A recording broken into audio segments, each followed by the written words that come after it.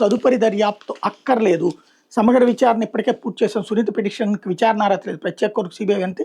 ఈ మేరకు కౌంటర్ దాఖలు. చంద్రబాబు ఆదేశాల మేరకు న్యాయ విచారణ ఆలస్యం చేస్తూ దాన్ని నిరంతరం కొనసాగించాలని దుర్బుద్ధితో సునీత చేస్తున్న పిటిషన్లకు సీబీఐ అడ్డుకట్ట వేసింది. వైఎస్ వివేకానంద రెడ్డి హత్య కేసులో తదుపరి దర్యాప్తు అవసరం లేదని, ఇప్పటికే సమగ్ర విచారణ పూర్తి చేశామని సీబీఐ ప్రత్యేక కోర్టులో కేంద్ర దర్యాప్తు సంస్థ సవివరమైన కౌంటర్ దాఖలు చేసింది.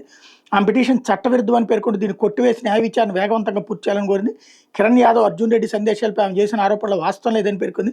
వారి సందేశాలపై కోర్టు ఆదేశాల మేరకు మరోసారి దర్యాప్తు చేశామని, ఫోరెన్సిక్ నిపుణుడి అభిప్రాయం కూడా తీసుకున్నామని తెలిపింది.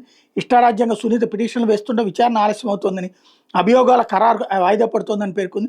ఇలా ఏళ్లు గడుస్తూ పోతుంటే విచారణపై ప్రతికూల ప్రభావం పడే అవకాశం ఉందని ఆందోళన వ్యక్తం చేసింది. వివేక హత్య కేసులో నర్రెడ్డి సునీత్ దాఖలు చేసిన ప్రొటెస్ట్ పిటిషన్పై ప్రత్యేక కోర్టు న్యాయమూర్తి డాక్టర్ పట్టాభి రామారావు శుక్రవారం విచారణ చేపట్టారు. ఈ సందర్భంగా సీబీఐ సమగ్ర లిఖితపూర్వక వాదనలు సమర్పించింది.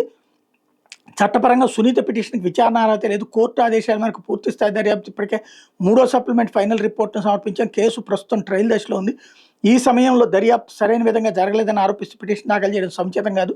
సునీత ప్రధానంగా ప్రస్తావించిన అంశం కిరణ్ యాదవ్, అర్జున్ రెడ్డి మధ్య జరిగిన సందేశాల మార్పిడి. 2019 మార్చి 15 అర్ధరాత్రి 1:42 సమయంలో కిరణ్ యాదవ్ మొబైల్ నెంబర్ నుంచి అర్జున్ రెడ్డి నెంబర్కు 2 సందేశాలు వెళ్ళిన హత్య కుట్రలో కీలక ఆధారాలను పిటిషనర్ వాదన. దీని మీద సమగ్ర దర్యాప్తు జరిపాను. దర్యాప్తులో భాగంగా కిరణ్ యాదవ్, అర్జున్ రెడ్డిని విచారించాం. ఆ సందేశాలు హత్య జరిగిన రాత్రి కాకుండా అదే రోజు ఉదయం పంపిణమని వాళ్ళు వెల్లడించారు.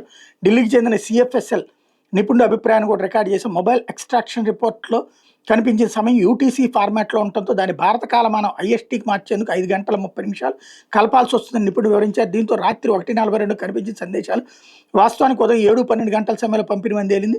కాల్ డేటా రికార్డులు సిఆర్డి కూడా ఇదే విషయాన్ని నిర్ధారించే. కిరణ్ యాదవ్ మొబైల్ నుంచి ఉదయం 7:12-30 గంటల సందేశం పంపినట్టు రికార్డు సూచిస్తున్నాయి. అర్ధరాత్రి సందేశాల మార్పిడి జరిగిందని ఆరోపణ పూర్తిగా తప్పని స్పష్టమైంది. విశ్లేషణతో హత్య జరిగిన రాత్రి సందేశాల మార్పిడి ఆధారంగా కుట్ర ఆరోపణ సత్యదూరం అన్నటువంటిది హైలైట్ చేశారు. మీపై ఎందుకు కేసు పెట్టకూడదు, తనను రక్షించ